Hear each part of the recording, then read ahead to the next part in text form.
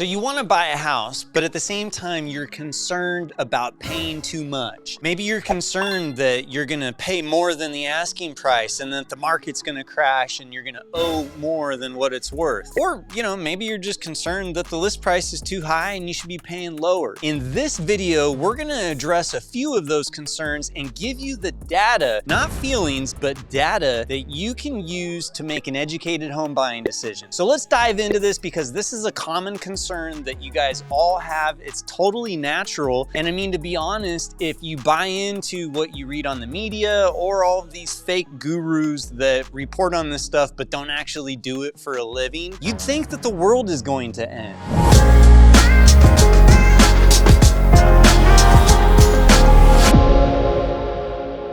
Hey, are you thinking about buying a house, but you need help with your down payment? Well, you're not alone, and I've got you covered. I've created the ultimate down payment assistance guide, which is available for you to download for free below. I'm telling you, this guide will save you hours and hours of research. Hope you like it. So let's look at the current market. If you look at all the markets across the country, some are a little bit more in demand than others, but on average, 1/3 of homes are receiving multiple offers, meaning that it's not just you showing up to the offer table, you have competition. What happens with competition? You gotta pay more. It's called competing. And not only are 1/3 of properties receiving multiple offers, you know what else is happening? Over 1/3 of those properties are selling for over asking price, meaning that if I list a home for $500 and it sells for $510, that's 10 grand over asking price. 1/3 of properties in America are falling under that category. So there is demand and there's not enough supply. So we're seeing prices go up.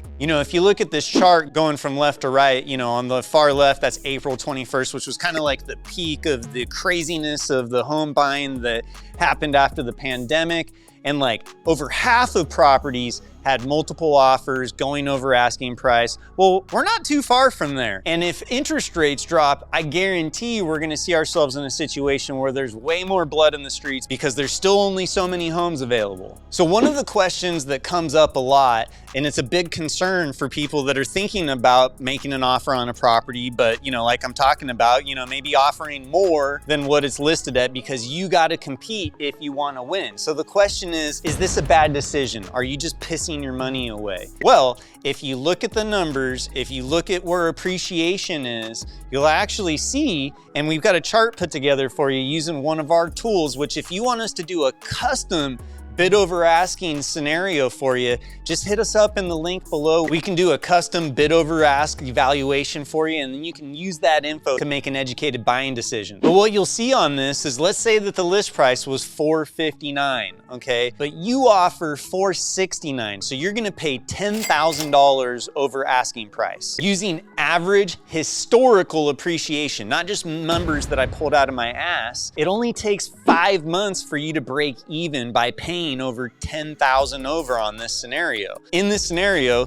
does it make sense to bid over ask to win? Absolutely. You see, the thing that a lot of people forget when they're thinking about like, hey, is it a good deal for me to buy this thing, is a lot of people in their mind, they think that like prices are frozen in time. And that's not how the world works. And in the market that we're in, that we're gonna be in for as far as I can see, because there's more of you than there are homes available, is that home prices are going up. So you gotta remember that there is a cost to you waiting to buy. So let's actually, let's dive into the cost of waiting and let's look at an actual case study of what it potentially costs you to wait to buy a house. Maybe you wait 6 months, maybe you wait 12 months, but what does it cost you instead of doing it today? Let's take a look at the numbers. Okay, so in the video that I was talking about earlier about is there a housing bubble or not, in that video, I bust the myth. Prices aren't coming down. So if you're one of those people, you're like, oh, I'm gonna wait for the market to come down, you're gonna be waiting forever. In fact, one of my best friends has been waiting for the market to come down for the last 6 years. He's never gonna own a home because he's priced himself out by waiting for so long. Don't be like him. So the other thing that comes up is, well, you know what? I'm gonna wait for interest rates to come down because rates are like 7-something%.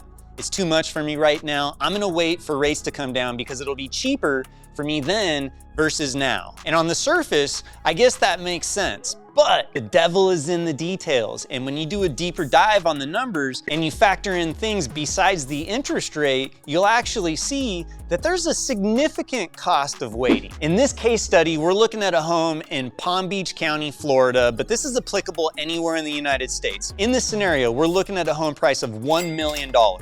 And the idea here is buying today versus waiting 6 months versus waiting 12 months to buy that same home in Palm Beach County, Florida, or wherever you're from, Sacramento, California. Now the column on the left under loan today, you got your 1 million purchase price, putting 20% down. So you've got an 800 loan amount. We're assuming a 30-year fix, 6.5%, 6.65 APR. So the idea is like, well, rates are too high right now. So I'm gonna wait to buy until rates come down. So let's say that rates drop by 1% 6 months from now. Who knows what's really gonna happen? Obviously, I can't predict the future, but this is a what if scenario, right? Using real data to figure out if you should wait to buy. So let's say that you wait 6 months, and 6 months from now, interest rates are now 5.5%. Well, did that same home that would have cost you $1 million, is it still $1 million? No, because appreciation happens. And if you use historical averages, which are actually below what the run rate is for this year's appreciation, that $1 million home, well, now it's $1,020,580. So you got to come up with an additional, basically call it $21,000 because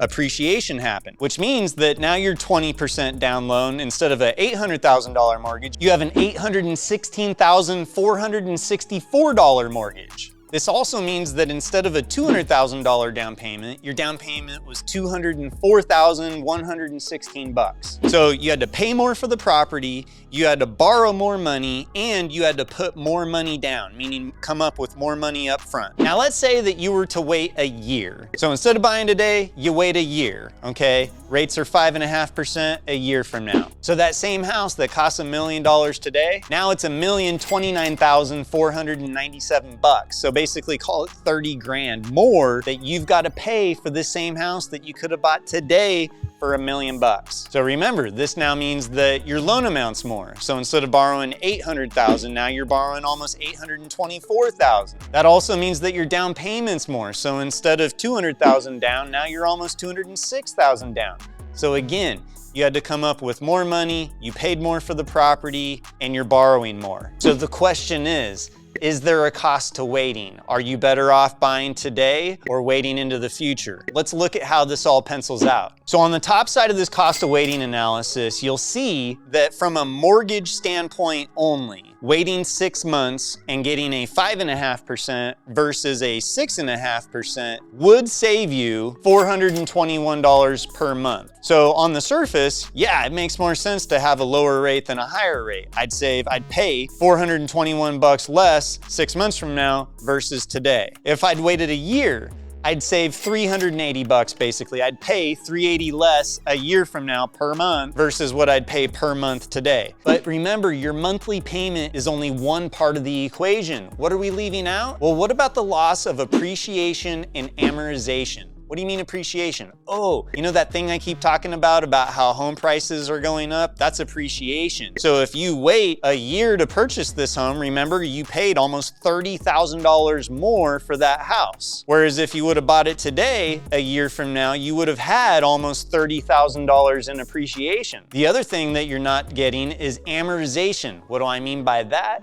Every month you make a principal and interest payment, and a big chunk of your monthly payment, it gets bigger over time, but a big chunk of that monthly payment is principal reduction, meaning how much money you owe, which also creates equity. Versus right now, you're paying rent. You don't create equity with the rent that you pay. You're also not getting appreciation. So I know what you're saying. You're looking at this and you're like, but Aaron, I don't want to be stuck with a 6.5% rate.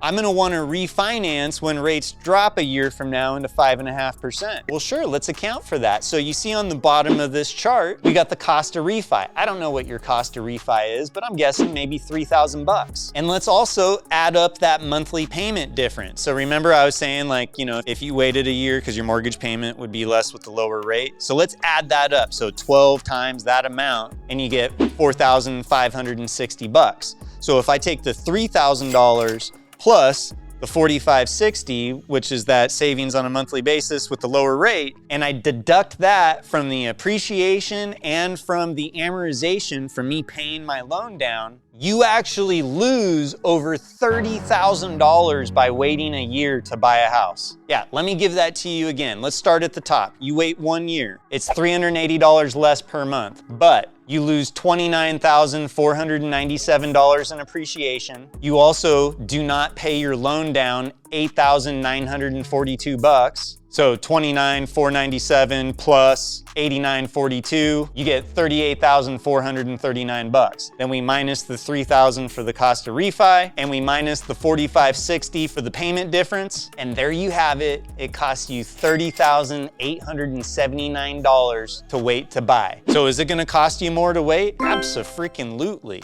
Does it make sense to pay more than asking price? It definitely can. You gotta do the math, obviously. I mean, you know, at a certain point, there's you're gonna go beyond your break even, but paying a few percent over asking price to win so that you own the property and you're now earning appreciation, paying down your loan balance, etc., that's the smart money play. If you wanna work with a mortgage broker that knows how to navigate the murky waters of this real estate market, reach out to me. I'd love to help you get it done. You can get a hold of me in the contact notes below, or as always, you can talk or text on 916-465-6639. As always, do me a huge favor, like, comment, and subscribe, and I'll see you on the next video.